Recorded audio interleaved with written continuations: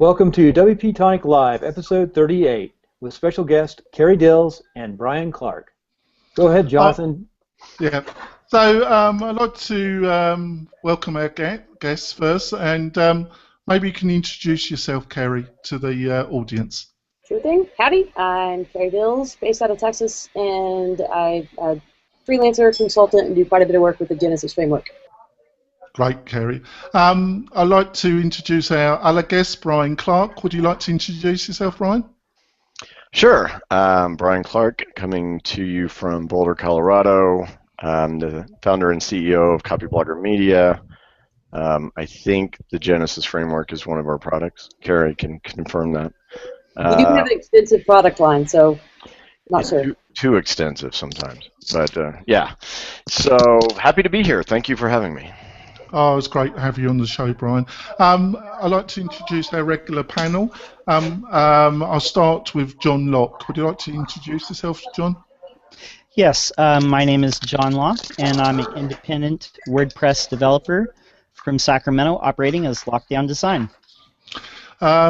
Next, from our regular panel is Morton. Would you like to introduce yourself, Morton? Hello, I am Morton. I make WordPress tutorials and tell people about WordPress all the time. I also have opinions every now and again. Yeah, right. I would never guess. Next, another Brian Bourne. Would you like to introduce yourself, Brian? Yeah, I'm Brian Bourne. I'm one half of Bourne Creative, a Sacramento-based web design and WordPress development agency. Right. Thanks, Brian. Next regular panelist is David. Would you like to introduce yourself, David? David Laeta, Orlando, Florida. Use WordPress. I'll suck up to both of our guests and say that I use Genesis for most of my builds. Good man. Great.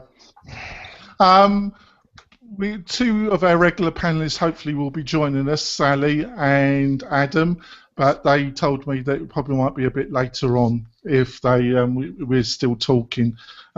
Brian Clark has told me that he's off when he gets bored, so. So let's start the proceedings with a question. Obviously, we've got two great figures in StudioPress and in RainMaker. So basically, what is the purpose of RainMaker, Brian? You know, I've got some thoughts that you might be trying to develop something that might be a competitor to HubSpot. You might be going down that pathway. So how do you see RainMaker and what you're up to, Brian? Yeah, it's interesting. So on one end of the spectrum, from our viewpoint, you have Squarespace, which is a SaaS website builder, very good for building fairly simple sites. You know, a company that took $78.5 million in venture capital, still a private company, but does advertise on the Super Bowl. And then at the other end of the spectrum, you have our friends at HubSpot, who have taken $100 million before they went public and built a proprietary marketing automation and web publishing system. So RainMaker, we see it as fitting in between those two poles, not as expensive as HubSpot, and certainly not aimed at people with internal sales teams, but a little more sophisticated than you would get with Squarespace as far as marketing automation, content optimization, membership capabilities, all that kind of thing. So the only reason we're able to do what we've been able to do is because we are WordPress people long time and at core, and yet the direction WordPress has gone in the years that I've been involved in the premium market, and of course Brian Gardner was really a pioneer in that market. We've seen that WordPress is a godsend to a lot of us who were doing HTML the hard way back in the old days, and yet there's this whole market that really it's still too hard for. And honestly, since Thesis through Genesis to RainMaker, that's kind of been my mission, which is to make a platform that is easier for people to use and you know, with RainMaker, I think it's a work in progress where we have to continually refine the user experience because it's hard to have powerful and simple. You know, Infusionsoft is a great example of that. It's very powerful, but it's very, very complicated to use to where you literally have to pay all this money just for training to understand how to use it. So a lot of people right now are pasting together WordPress sites with plugins and themes and this and that, and then tacking on things like lead pages and Infusionsoft to try to get this complete solution. And that's really what we're trying to provide with RainMaker. One thing that does it all better for less expense, frankly. Right, yeah. So, what do you think, Carrie? How do you see this moving forward? You know, we've got the CEO of the company, but have you got any thoughts on the direction it should go? I think it's interesting. When it first came out, I was curious how that would impact people who are just doing regular development with the Genesis framework. But it's actually opened up an entirely different. It's not detracting from Genesis developers. It's just opened up a new market of opportunity. As a developer, it is not as easy to work with as just getting your hands on the Genesis framework. But certainly for a client that wants to go in and easily manipulate your content, it's a great platform for that. What do you reckon, Morton? I haven't looked at it yet, so I'm just thinking out loud here. I find it interesting that we're having this dramatic shift in the WordPress community from people who do WordPress to people who basically do content marketing. And I'm wondering how, like, what we see with RainMaker and other things that are happening in the community in general is a shift, towards this idea that WordPress becomes like a thing that just runs in the back end, and what you're actually doing is creating content, which probably was the original intent of the application. It's just that we in the community have gotten so focused on the application itself that we kind of forgot what people were using it for. And these tools seem to be coming back to take over that part of the conversation again. Oh, that's an excellent point, because what's a WordPress site without content? Invisible. And that's the problem with, that Squarespace faces with their churn. They'll sell someone a site, but people don't know what to do with it, and therefore it's invisible, and then it goes away. So to us, it was important to educate people about content creation and the marketing applications of that. Plus, again, as a bootstrap company, it took us a while to do this. And the reason why we have so many product lines is we had to sell everything we created just to get here. So it is an issue, but we've never ever considered that this was going to eliminate Genesis in any idea of that. Genesis is the design framework for RainMaker. So our hope was, with people like Carrie, is like, of course, you're too skilled a developer to need a effectively point-and-click platform, and unless we can make it to the point where you can just push a button with our new reseller technology with certain templates, you can deploy a site that's configured however you want it. In certain situations, that's pretty cool, but that's not real custom development. The question is, how good do these SaaS platforms become to where a lot of normal development just becomes seen as kind of a pain to the core business of trying to get people to figure out, okay, how do we actually make content that gets our site seen? Can I ask a quick question, and then I'm going to ask Brian Bourne to ask Brian a question, but just ask you a quick question, Brian. Sure.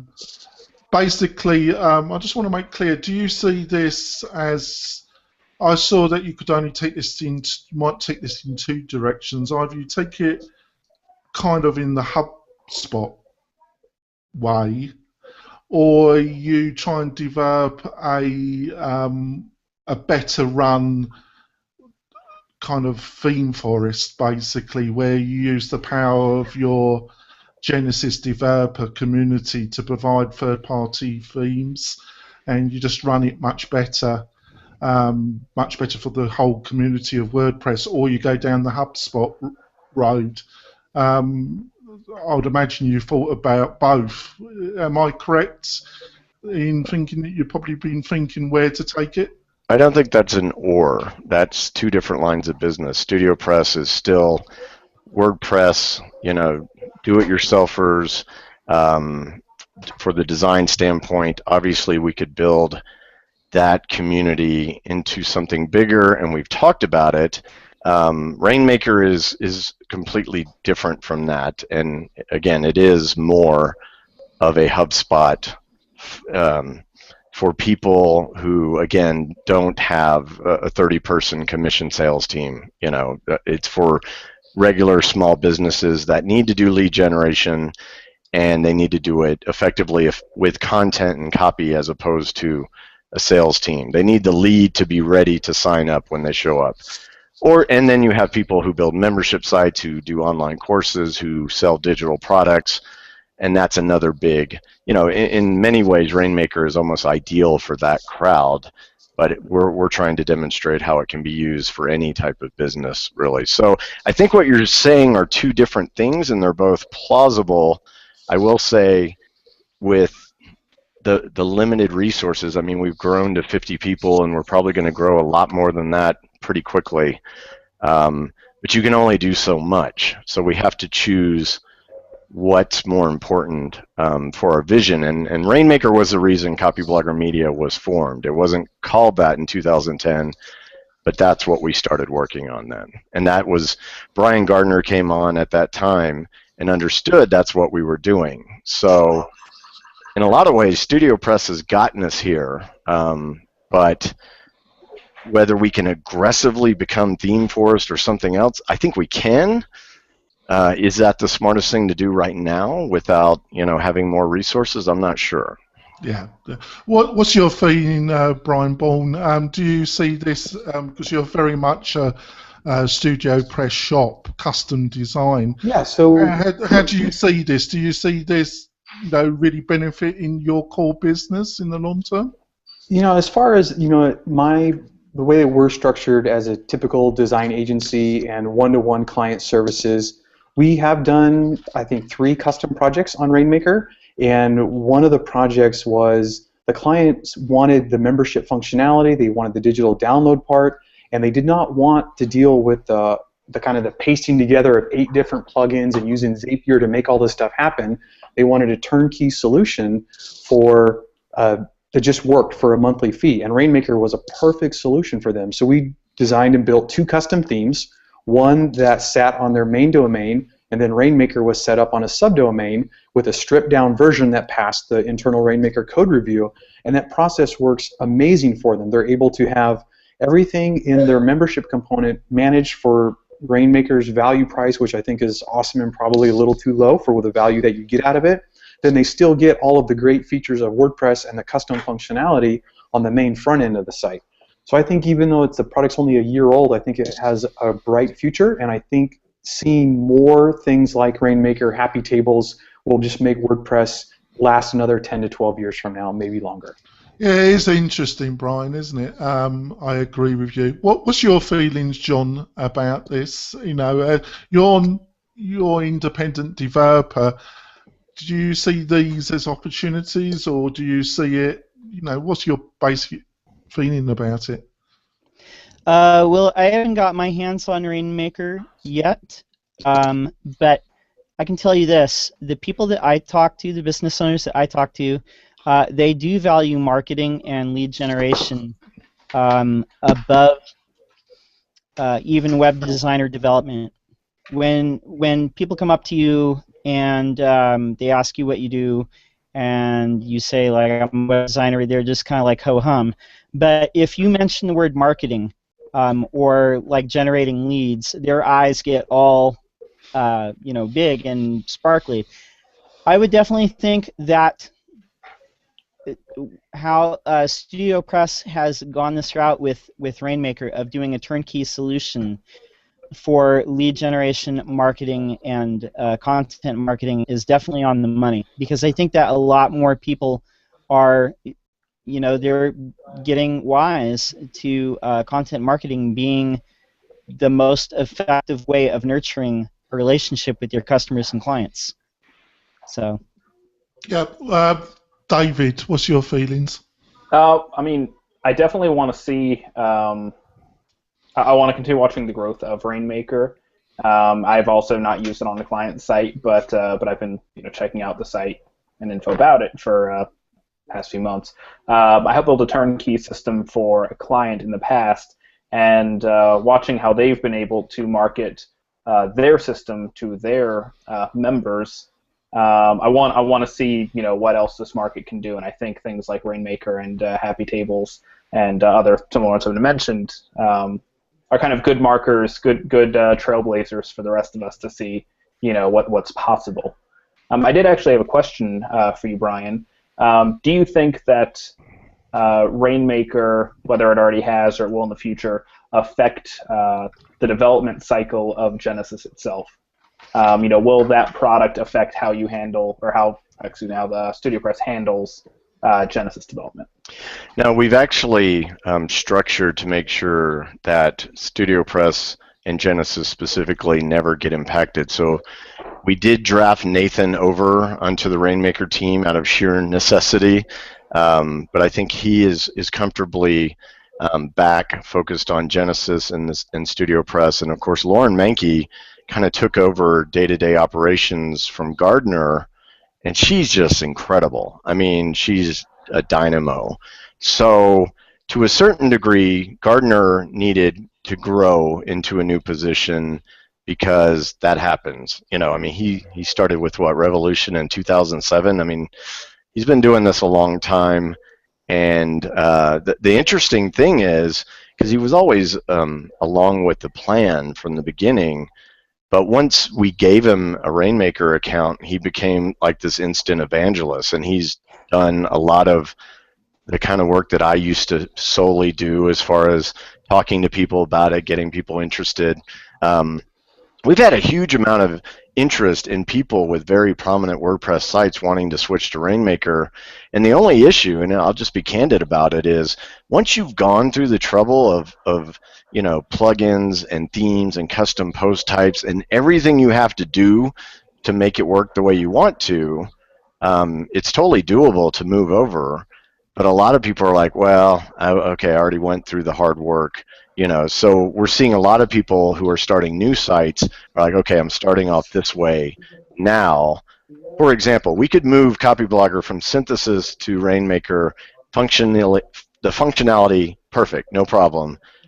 But God, how much work would that be for no reason? That would be kind of taking our eye off the ball. So I think, that's why Synthesis exists. I mean, we created that hosting line of business so that we could get hosting down cold, because you don't create a SaaS platform unless you understand server infrastructure. And that's why RainMaker FM or Chris Brogan's site are on standard RainMaker installs. They're not special. They're just there. So anyway, I'm rambling now. But StudioPress is in good hands. I think the only question is, do we worry about growing it from a revenue standpoint, or do we absolutely focus on maintaining and supporting the developer community? Because we hope that you guys get involved on the RainMaker side. That would be nice, and that's the reason why we've got the same design framework and everything. But at a very minimum, we're not abandoning you, and you're always going to have our full attention. It remains. I'm always like, okay, what else can we do with Genesis? It kind of is. We always had this. When I left Thesis and went to Genesis, it was because of a difference in philosophy about what a design framework should be. Not overly complicated, but it does the job, right? So I know that Nathan and Brian and Lauren are still listening to guys like Brian, and like, what can we do? Let us know, and we'll work on it. To pipe in on that last comment, your team and compliments, especially to Daisy and Jennifer, but they've been incredibly receptive to feedback, and just like you said, are trying to make things streamline the process for developers. I do still think there's some opportunity there, but I very much appreciated the spirit with which they've interacted. Yeah, there are. We do want we thrive on feedback. I mean, it's always been the way we develop and refine products. And in this case, listening to the developer community is crucial. I know there are trade-offs with RainMaker because it is kind of a lockdown system that annoy you guys because you are used to free, open source, do this and that. And yet, I think we all know that even really well-respected friends of mine with plugins have suffered from some serious, security fails these days. I mean, the security thing is so important. If I can do a real quick follow-up, what would be your pitch to those of us as developers who already use Genesis to start using RainMaker for clients? Well, or do you pitch us?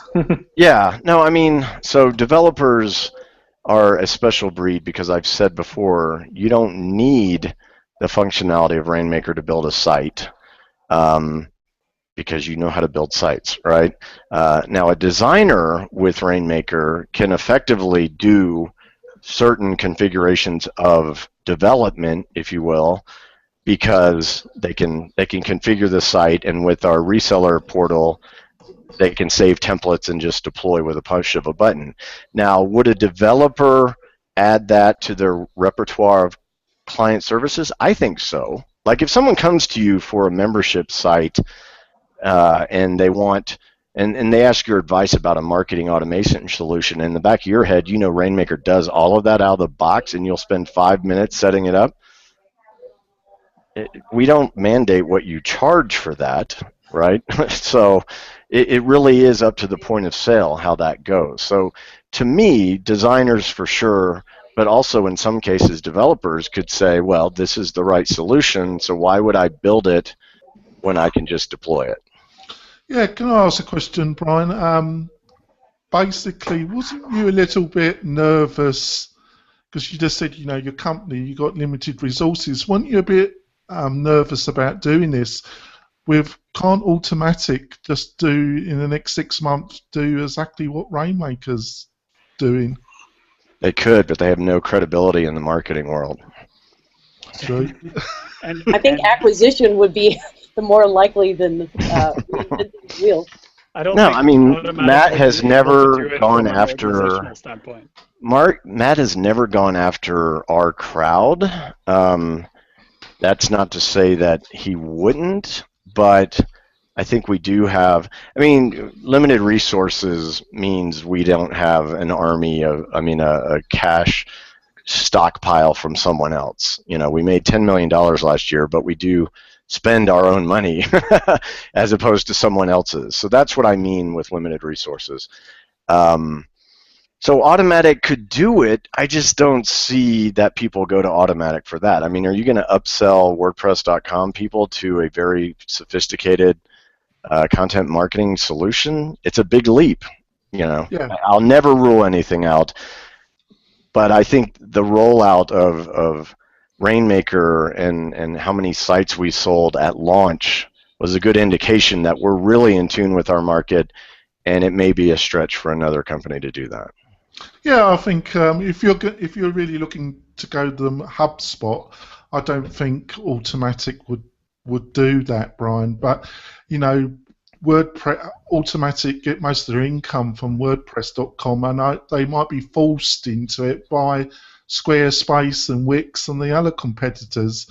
So, well, I do see WordPress.com as more of a Squarespace level product, and it does very well for them because think about how huge that market is. But that market also has to graduate or they have to quit.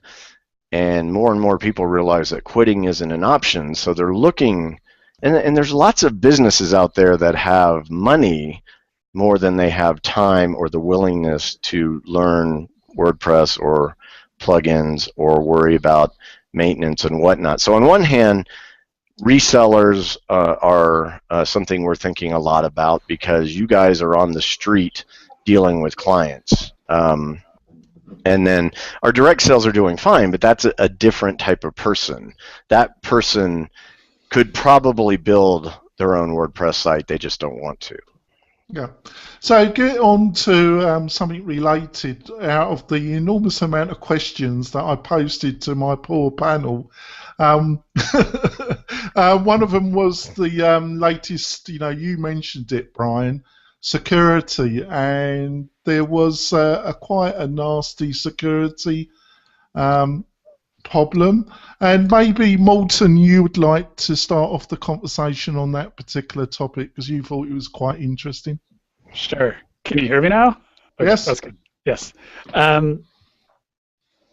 It's funny because ever since I started working with WordPress ages ago, there's always been this constant conversation outside of the WordPress community about how, oh, WordPress is not safe, or WordPress is the safest thing you can do. And anytime any of these security issues surface, the conversation starts again. And now we're starting to see, because of the popularity of WordPress, that you get articles like, there was an article that was published a couple of weeks ago where it said the FBI is telling WordPress users to update because ISIS is going to use them to promote their campaign. Did you see that? Yeah, right? That was and crazy. every time there is something, you get like the Wall Street Journal saying 100,000 WordPress sites are affected by this horrible bug that is going to basically melt the internet.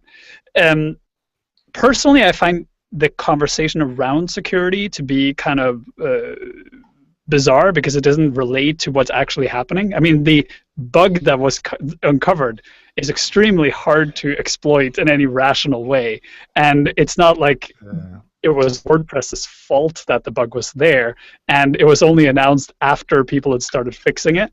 So you're kind of in a situation where there was a problem in the past. Now that we've fixed it, you should totally freak out about it, because if you go back in time, you could exploit this, right?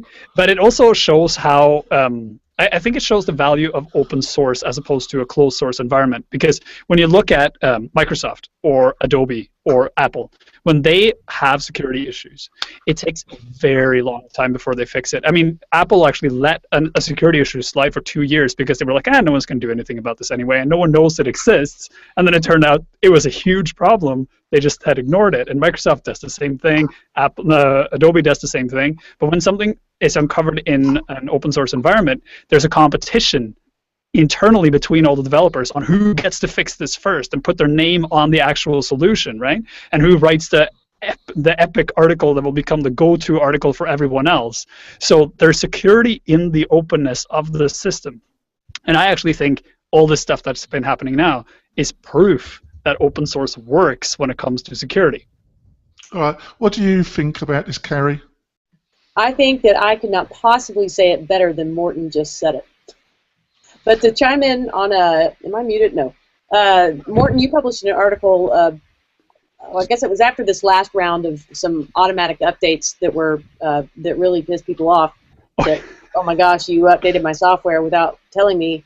And you brought up the point of we're the 1%. The people who are going to complain about that are the developers, or I mean, we are by far the vast minority. So something that was done for the good of the majority, I think so. The same thing this week. I don't know. I haven't been online that much, so I didn't see if there was too much. Yeah, and just adding to that, I mean, the big controversy was over WordPress SEO by Yoast. When that got updated, apparently some sites broke and everything went to hell. So in the next round, the round that happened this week, there were a whole bunch of plugins that were updated automatically, and Yoast specifically pulled himself out of that update because he was like, you know what, I don't want to deal with all these people going crazy over this anymore. But the reality is exactly that. We have to consider all the normal people who use WordPress, because they're the ones that use WordPress, and they're the ones that get hacked. It's not us. And if we freak out about it, we're freaking about it for the wrong reasons. You're both exactly right. Even when you said earlier, well, and then everyone updated it and wasn't an issue. No, they didn't. I mean, there's tons of people who didn't update, right? You know, and no, I meant like the big plugins that had issues. The plugins right, themselves okay. got So updated. yeah, they Whether or not people corrected actually it. did the update is a whole other conversation. Yeah, that is a big deal. But yeah, I had one of my WordPress sites update automatically, and I was like, thank you, and of course none of those plugin issues affected RainMaker because we, keep that from happening and we update everything for people. But barring that, the move towards automatic updates, people have to just accept that it's for the greater good. I mean, these are real problems that happen when you don't have something like that. What's your feelings, Brian Bourne? No, I think I totally agree. I think the move towards background updates, where it's something like Chrome, every time you log in, it's always up to date.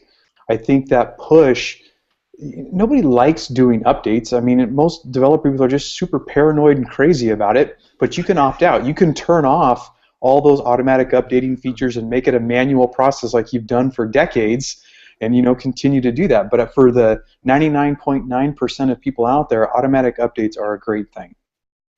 Yeah, what's your feeling, David? All right. David? No, not muted. Perfect. I think the idea of background updates, as Ryan mentioned, is more important. Not just automatic, but you usually don't notice that Chrome is updated, so you have nothing to get upset about. I mean, I know that there's a big difference between Chrome automatically updating and certain plugins or WordPress core automatically updating, but when it gets to the point, I think we're just in a messy transition period right now, when it gets to the point of it being so commonplace that no one thinks twice about the update, or that it can fade into the background even more than it already is, I think there'll be a lot less outcry. We just have to get that messy period of figuring that out. I just want to put this to John. I just want to add a little bit. I get the feeling that people think updates are great, John, but my perspective is they're great when they go right. It's if you're developed a site or you're being paid to maintain it and it gets updated automatically and it doesn't go well, that's a different story. What's your feelings about that, John? Most of the time, background updates go well. Occasionally, something will go wrong. I did have one person with their own hosting, and it was a minor update on WordPress, and something didn't go quite right. Because I know that the foundation, they're trying to work with all the hosts, the major hosts, to do background updates automatically. For some reason, something on that particular server didn't do it quite right, so I just manually uploaded it. Everything was fine. One thing I would point out is a lot of people, WordPress has a bad rap for being insecure. A lot of people are hesitant to use it because they think that it is not as secure as something as Drupal or Joomla. But the truth of the matter is any website on the web is got security vulnerabilities. And I think that a lot of the stuff that we're seeing with the coordinated efforts to update all the plugins at once, the sharing of knowledge, the background updates, these things are pushing WordPress in the direction of making things more secure than they were in the past. Yeah, thanks, John. I want to go on to, I think we covered that with some interesting... Go on, sorry. Oh, sorry, just one other quick thing. I see another issue that's very common here, or that I've noticed with a lot of my clients, is things changing. By that I mean just things look different, or, oh, this is better because it makes more sense for this thing to be in this place, but it doesn't if you've been doing it this other way for a long time. People can create great efficiency out of inefficient systems bred through the complacency that they've used it all the time. There are a lot of great systems to update. I mean, heck, Windows 8, even go for a big one, is a lot better than Windows 7 in a wide variety of ways. But it's also way worse than it because it's not the same. So whether or not it actually is any better or worse, since it's not the same, where's my little taskbar, whatever, that's what people are going to spend time complaining about, or at least one of the things. And so I do get people who go, oh, well, this button used to be here, but it's here, or I can't find it anymore, even if the button is now plainly in the front of the page, like staring them in the face. Yeah, you brought up a really interesting point, David. That leads on to my list of my questions. The next one, about the option panel and about WordPress.com stating that they're going to enforce interface standards. That interested me because I just want to put to the panel, and I'll put it first to Brian Clark, is that Squarespace, was that one of the reasons why Squarespace failed? Because they allowed people to customize the interface too much. And that's one of the reasons maybe why Facebook, because they provided one interface, and that's why it got such traction. So there's always a balance between a unified interface and customization. What's your feelings about that, Brian? Well, I'm not sure Squarespace failed. They were on the Super Bowl again. Not Squarespace, MySpace. MySpace. Oh, okay. That changes the whole question. Same thing. I'm really not throwing hard right now. I could not figure out how to answer that. Okay, MySpace. Compared, what was the question again? No, unified or too much customability compared to more of a standard interface. Yeah, it's interesting because we'll sometimes be asked for more flexibility and things like that, and we'll generally resist in the sense that, I mean, as convoluted as WordPress can be sometimes from an admin standpoint, once you figure out where things are, you kind of want them to stay there. And I think you're kind of onto something. I don't know that there's a whole lot of reasons why MySpace failed, but that may be an aspect of it. Yeah, thank you. What about you, Carrie? What do you think about that? Oh, she's gone. Carrie got away. Well, maybe she just didn't like the question. I don't know. Walton, what's your feelings? Okay, so for the last 2 weeks, I'm currently recording a bunch of courses for Linda, and I've been working with a bunch of free themes, or basically going through themes to find themes that serve well for certain purposes. And I can honestly say, having worked with, I think I've tested 50 different free themes that are in the theme directory, having seen the plethora of completely insane theme options customizations panel, and just how absurdly finicky and weird they are, I feel so bad for users of WordPress that have to suffer through that crap, because it truly is crap. Like there's a theme that I can show you. It's completely crazy. I'm sure one of you built it, and you'll be like, "What?" You can call someone out live on air. Like, okay, so can you see this? The screen? Yep. Yeah. Right. There you go. So this is a customization panel for a theme, where I can go in and go to color and font and change the font family, font weight, font's subset, and font size for every single possible font on the entire page. So header, title, sub-comments, meta content, the actual content itself. And while that makes sense from a purely I want to build a theme that has every possible option, it makes no sense for the end user. This is anti-end user. This is a customization option that's served up solely for the purpose of someone who's going to sell this site to someone else. So when it's served up in the WordPress theme directory, you're actually not serving the right type of product to the right person. Well, Mo said I thought it was a good idea when I designed that. Well, I think the purpose of the customizer, if you hark back to WordCamp San Francisco in 2013, Matt had a screen up where he showed a customizer panel that had, I think, 100 different tabs. That was like, this is the worst example of customization you could possibly find. And he said, this does not work. Like, no rational person would ever be able to use this in a functional way, right? So that was when he introduced this idea of moving everything into the customizer. And I think that's necessary, not because it puts constraints on the developers, but because it makes the experience of using WordPress and using WordPress themes consistent across the free theme directory. If you want to have an endless amount of customization, that's fine. You just can't be in the free directory, right? Because all of these themes, like the one I showed you, it's basically a little advertising module to get you to go buy the Pro theme, which has 100 extra features. This theme wasn't served up to give me a theme to work with. It was served up to give me a theme that I want to update to something else. So I see the anger and resentment, but the reality is moving the customization into the customizer will make WordPress better for the end user. And that's all that matters, that the end user has a good experience.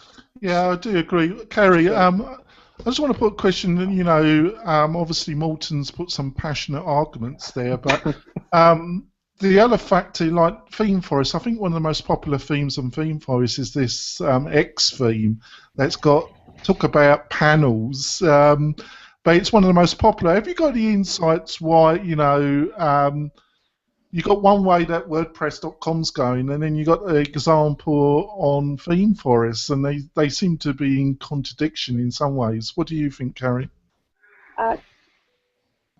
It's gross. Like when there's that much going on in a theme, it's well, I mean, to Morton's point, it's ultimately not good for the end user. They may think they want that many options, but really that just adds. It's to go back to the WordPress mantra of decisions, not options. It's actually simpler for people. And take RainMaker as a great example of that. You've simplified it to do 4 or 5 things really well. And if you need to do this, and this, then maybe that's not the platform for you. But I think it's distracting when there's too many options. Plus, from a performance standard, when you have something that's coded so poorly, I'm not calling out the X theme specifically, but I mean, if the shoe fits. But it's not good. What about you, Brian Bourne? Got any feelings? So yeah, we do client work, so we don't build our themes with any options, and it's one of the reasons why I continue to build on Genesis, because there's maybe a handful of settings, and they are in the customizer, but we pre-configure them for the client. They don't even ever go to that page, and I actually unregister the majority of the settings anyways, because they hire us to deliver a very custom tailored solution. If there was all of those options and all that stuff built in, I wouldn't use Genesis as my starting point. I would build something from scratch for myself. I think the themes with all of those options. Oh, I'm sorry, I lost you there. Oh, sorry, Brian. How do you deal with the client that says, well, I want a load of options because I want to do a lot of this myself? How do you We don't work with those type of clients. Oh, right. That's not a client. There's actually That's someone who wants to do it themselves. Yeah. There's an option on the Bourne's contact form, and it says, do you want a lot of customization options? And if you check that box, it just redirects you to ThemeForest.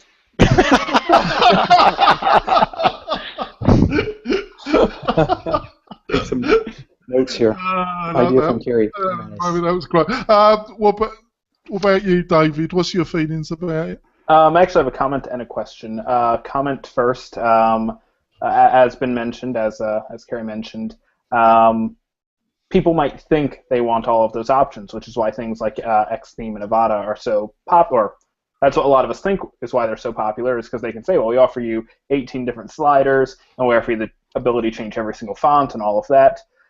So I think part of, because we're all coming at it, or everyone who's made a comment already is coming at it from a developer of, this is bad for performance, and this is bad for managing the site and updating it. But no one, the other 99% doesn't know that when they're going in to buy. So how can we better educate them, I think, is the real issue. And is that something that, because a lot of people are really trying really hard to educate them, but is that something that you can really do? Step in front of the creators of Xtheme before somebody goes to make that purchase. Sorry for picking on that one specific theme right now, and just say, hold up, don't buy this one because of all these reasons that matter to us. I don't know if there's a good solution there. And I actually did have I'm sorry if I can just toss a quick question in, or maybe I'll wait until everyone's done talking. I have yet another question, since this is my first chance to talk to Brian. To lob another question at you, the move, the decision made to switch to the theme, the customizer only, while all of the Genesis options exist in the customizer, would that, you don't have to have an answer now, but would that compel you to think differently, or compel the your team to think differently about how options are added in Genesis in the future. And I don't mean to pick on you specifically, you just happen to be here, but I mean premium theme developers who don't plan on putting them on .org. Wow, that is a question for someone smarter than me. You can pass that along. You can say I'm not going to answer that. I totally. My involvement in development dating back again to Thesis and then the switch to Genesis and RainMaker is really user-centric.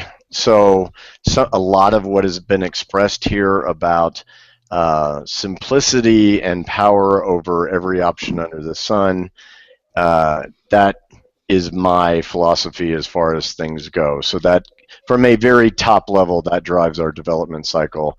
But as far as specific decisions like that, that'll come probably at the level of Gardner, Nathan, Chris Garrett. I also want to point out that what Brian Bourne said about we don't work with those clients. I mean, that's just such a great business lesson right there. When people come to us and they're like, I want to be on RainMaker, but I need this plugin, and I'm like, well, you don't want to be on RainMaker. You know, I mean, you cannot serve everyone. You hopefully find your spot in the market, and it's big enough to make you happy. But you got to stick by that, right? Or you'll never be happy. And I'm sure I'm preaching to the choir with Brian, but I just want to point out that what he said there is incredibly important, and I'm not sure these theme developers who are throwing everything in the kitchen sink into their theme are trying to please everyone. What they're trying to do is sound good on their sales page, even though it's not good for the user. And people don't know. So they're like, well, this one does more, so it must be better. Well, no, not necessarily. Yeah, I think you touched something, Brian. I just want to quickly see if add to it and see if you agree to it. You said, I got a feeling with Squarespace and some of these themes on Theme Forest is that they encourage a certain user to mess around about design and about where something goes on the page. Yeah. And it allows them to get away from the basic thing. They've got to have decent content. Mm-hmm. They've got to have something why somebody would want to go to the website and keep coming back. Do you think there's a lot of people, and do you think it's linked to people that are not actually making a lot of money from their website? And as soon as you do start making some money from a website, it becomes a totally different picture. Would you agree with that? Yeah, you know, the tinkerers, and Brian Gardner is a self-confessed one. He'll change his design every 3 weeks if you let him, but it does get in the way. And so here's just a couple of interesting anecdotes. You know, we've had RainMaker users who are like, I hate the fact that I can't play around with everything, but it's forced me to focus on my business. Mm. You're welcome. And then on the other end of things is, you know, speaking of HubSpot and how that is marketed, because, you know, pricing determines prestige and necessity, not necessarily reality. So people are like, well, we're a real business, so we should pay HubSpot $1,000 a month. And yet, do you know any high traffic websites on HubSpot? Do you know any serious publishers? No, we use WordPress or some derivative, but we use a custom version of WordPress, right? And so that's all we're trying to deliver to people is, here is a custom version of WordPress. It happens to be the one that we use. And, you know, do you really need something more than a company like ours who have been very successful and built an entire company out of content? And our answer, of course, without trying to sound like jerks, is you don't need anything other than this. What you need is some great content that people actually want, and then the technology to back you up. Yeah, I think that if I can pitch in here, like there's something that ties all of this together with a bunch of other conversations that have been happening over the last couple of weeks, and it actually ties all the way back to the beginning of the web too, just to make it lots of fun. We in the web industry have done both the users of the web and ourselves a disservice in making web design and development look like something anyone with a computer can do. And the disservice comes out in many forms. One is that a lot of people end up doing exactly what you were describing, that you end up with a situation where you're a lawyer and you spend an enormous amount of time building a website that doesn't work properly. Now you're not actually doing your job, you're doing someone else's job, and you're losing money in the process. Yeah. The other part of that is people get so focused on the technical component of making a site that they forget that the entire purpose of having a site is to communicate something to other people. And if you're not communicating anything, then it doesn't matter how fancy your site is. No one's actually going to interact with it, and it sure will not make you money. Right? And we're in this weird situation now where people have gotten so used to that our industry is now creating tools for people to do it themselves. And when they make those tools, they try to make them so that they will serve every possible conceivable need. That's how you end up with a theme that has 18 sliders. It's because they're saying, well, you know, different people want sliders in different places, and I'm just going to give them every possibility, so that then we're sure that someone will buy this theme. But now we've built an entire business model around serving a client base that shouldn't technically be served, that should instead be directed towards getting professional services done. I mean, I equate this to the photography business, where it's like you don't go into Photoshop and buy the most expensive camera you could possibly find and then say, oh, I'm going to go out and take pictures of ducks on the street. It simply doesn't work that way. You would never go to a dentist and then the dentist says you need fillings and say, no, I will buy some, you know, epoxy and do this myself. But when it comes to web design, something that your entire business may hedge on, you're like, well, you know, I'm not going to pay someone a couple of $1,000s to do this. I will do it myself. That's not the fault of the client. That's actually our fault. We've taught the public to think that our industry has no value, right? I don't exactly agree with that, Wilson. But I don't care. That's my opinion. That's why I'm saying. But I mean, right. You know, not to pick on anyone, but that is a message you'll hear from the Wixes of the world, right? You know, and there's so much. Even Squarespace pushes it with their SEO claims. I mean, give me a break. You know, it's all so easy, and here's the solution, just pay us, you know, and that, again, the educational component of here's how you do what matters, and here's how the technology makes your life easier. You know, maybe that's why we're not, you know, Squarespace or HubSpot, but at least it's intellectually honest. And I think what you're doing is the right thing, because you're shifting focus away from the technology to actually producing content. Right. Right. Yeah, all these things are focused to the technology instead. Yeah, I'd like to ask Brian Bourne a question on this. Brian, have you, I've noticed, and I just want to see if you agree, Brian, have you noticed that when people are actually making some reasonable money from their website, oh, is he gone? No, I'm here. Oh, he's still here. Do you think their attitude about all this really changes quite dramatically? Yeah, it's like anything, you know, people who start small, start a business, they're used to doing everything themselves, but you can only reach a certain amount of capacity on your own. Then eventually things start having to be delegated, whether you hire employees, contractors, you need support. And at some point you have to let go. And then usually web professionals is one of those services that people hire. Now, that being said, we have one client in particular, very, very successful. Last month, his site had 1 million page views, and he still likes to go in and mess around with it. It's his hobby. It's kind of his release at the end of the professional day. He really likes it. I look at it as the $500,000 Manhattan lawyer who still likes to tinker on his house on the weekend and go to Home Depot and buy a lumber and a hammer. It doesn't mean he's a carpenter, but he still likes it and derives some joy out of it. So there are, not just necessarily the do-it-yourselfer, but there is also the people that do find joy, even though they can greatly afford to hire anyone to do it for them. Yeah, but I think that group of person is kind of unique to an open source community such as WordPress, and we have trouble sometimes seeing that these are big exceptions to the normal person, right? The normal business person I know would not want to play around with any of this stuff. But this is one sometimes 10 years. Yeah. Oh, okay. So I mean, but it's but really, any open source movement is a DIY thing, right? And we're all products of that. And yet, I think Matt has had the vision to really say that WordPress is a starting point. Go build with it, right? And that's really where we're heading, because we're realizing that the rest of the world thinks we're a bunch of weirdos, you know, as far as what we like to do and what we've been doing since the 90s as far as building websites and stuff like that. I appreciate the focus that you put on content creation. Sorry. I was going to ask you, David.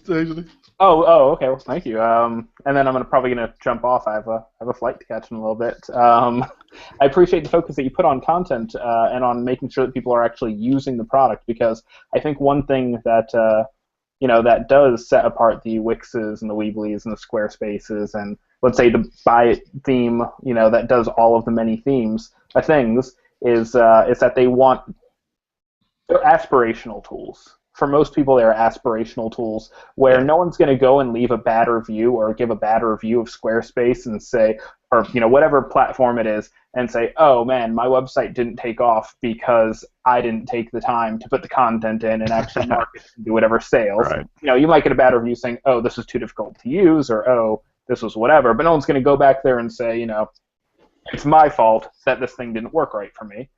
So those companies are able to make sales, intentionally or not, on the aspirational users. Oh man, if I have this theme that can do all of these things, then I'm going to do all of these things. Yeah. And not everyone lives up to the dreams and resolutions and goals they set for themselves, myself included.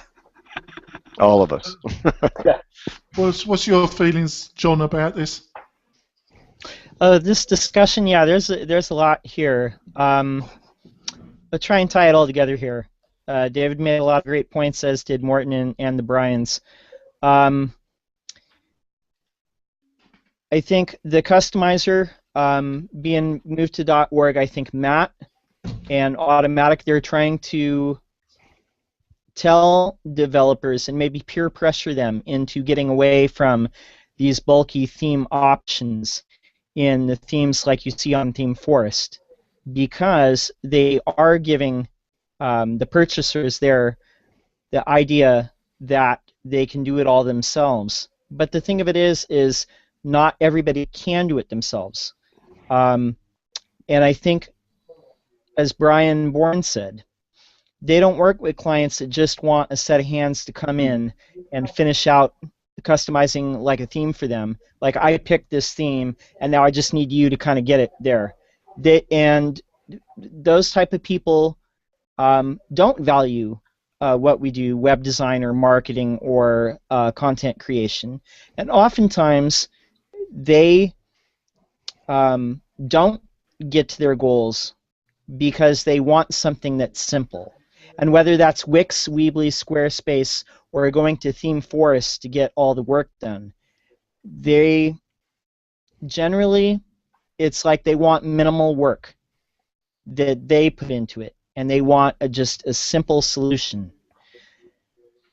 But the people who are successful, they're willing to put in the work of the content creation.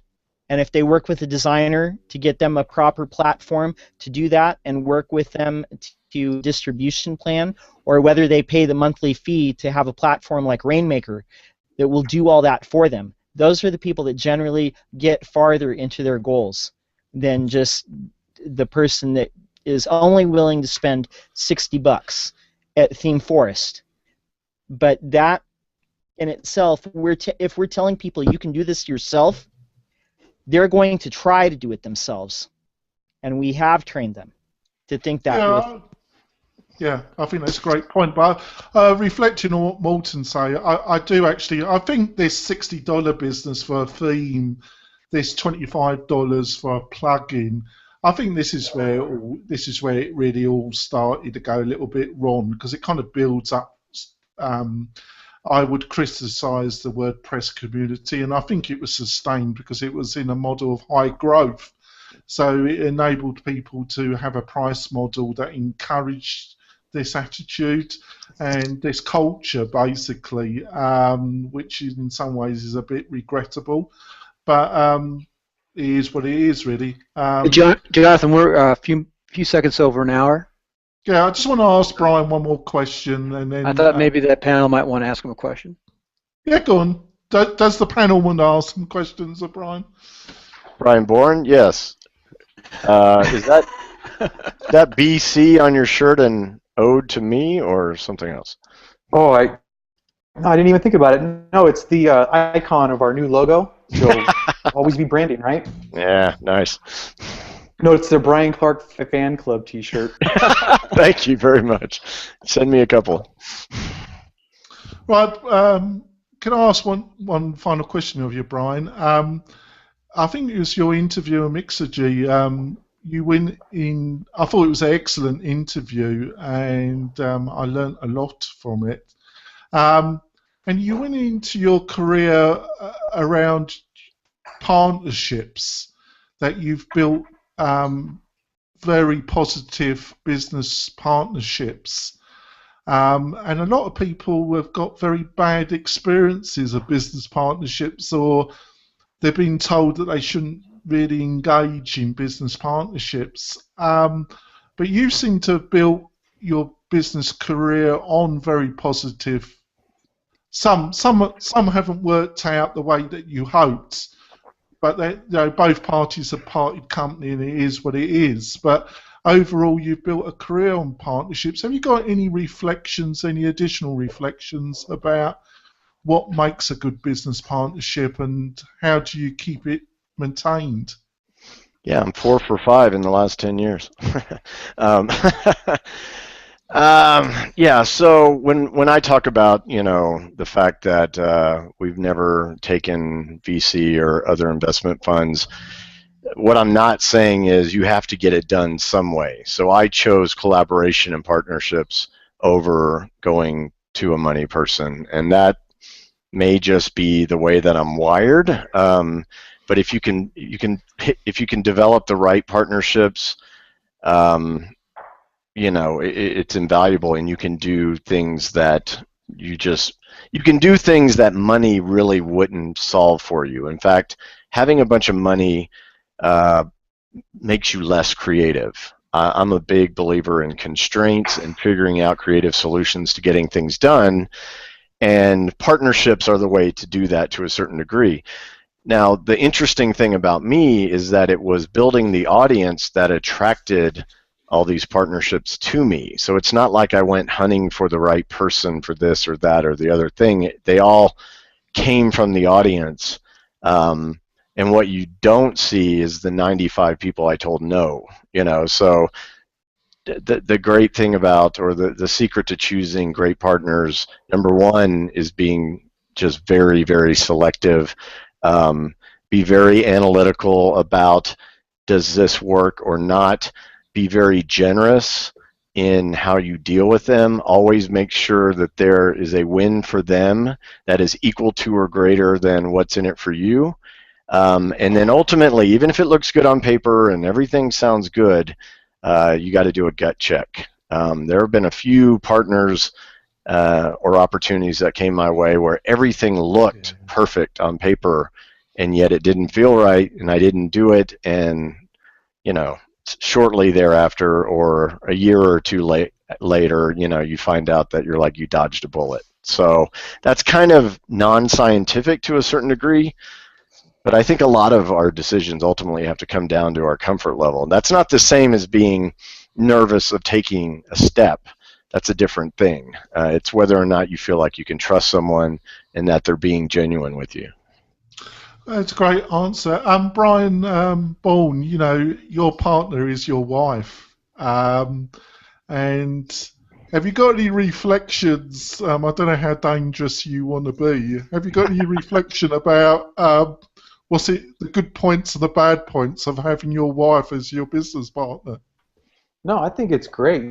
Jen and I have a great working relationship. We've been working together for a long time. Like any business partner or anything, you have your moments where you don't always agree and you have to reach a compromise.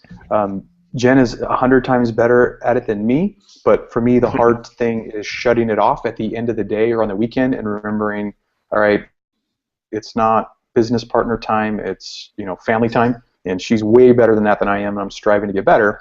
But I would say that's the biggest suggestion I have for anyone who's considering partnering with their spouse is create those boundaries early on between work and personal life and try to keep them separate as much as possible, so any personal issues don't invade the business partnership discussions and vice versa.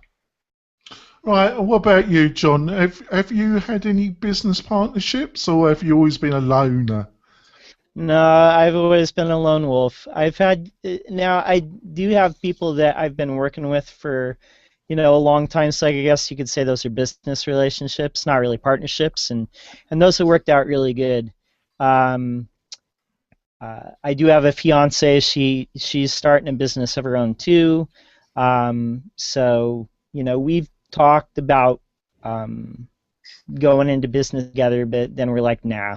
You do your thing and I'll do mine. So, right. I just want to remark on your Brian. I think that gut feeling. I've been in business for over 25 years, Brian. I started my first business when I was 23, and twice I had a really strong gut feeling and I didn't take any notice of it. And I did a partnership. I've had a couple of partnerships that really were very successful. But there were twice where I had a strong gut feeling and I rationalised it away.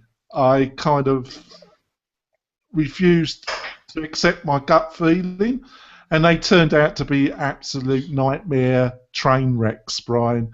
So I think what you said about really listening to your gut, that inner part of yourself, and not being so analytical that you don't listen to it is really important.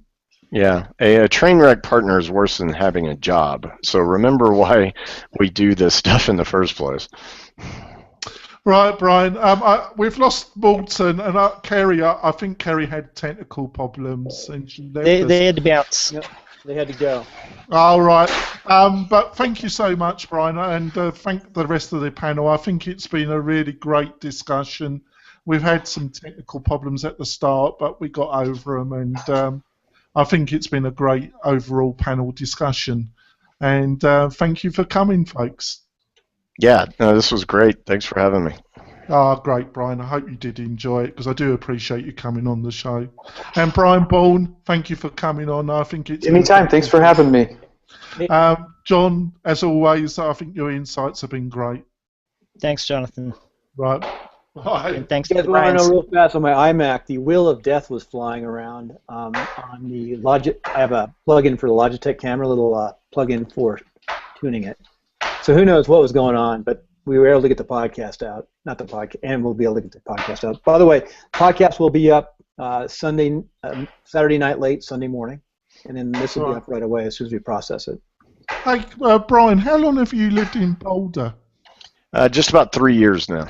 Have you really enjoyed it? Oh yeah, I love it. I love Colorado. I love the mountains. I love hiking. Boulder is a very interesting town. I'll leave it at that. But it's a very diverse group of people here. Where'd you come from, Brian? So Austin through Dallas. So yeah, big difference between Texas. But I think the climate better suits me than say 110-degree summers. Yeah, I went to Denver for 10 days in August, and I was impressed with Denver. I've got some friends in Denver, and I think it's a great city, actually. Reno's pretty good weather, too. We're a smaller town, though. Where are you? We're both in Reno, Nevada. Oh, yeah. Nevada's great. I mean, the weather's great. Mountains are beautiful. Near Tahoe at all? About 45 minutes. Yeah, right. Reno is, yeah, okay. We live up in the hills. Jonathan lives down in Carson City, which is really close to Tahoe on the backside. Right. Yeah, I ski heavenly, Brian, quite regularly. Nice. That's why I've got no money. No. But no, the reason I've got, I'm actually making a SaaS out of WordPress, and it's almost destroyed me. It's all right. I've had a few Ruby on Rails developers just laugh at me, but all right then. Okay. Thank you, Brian. Thanks, Brian. Jonathan, I'll see you offline. Yeah. Take care. It's nice meeting you guys. See you guys. I'll turn the broadcast. Thank you. See you later. So the broadcast is off.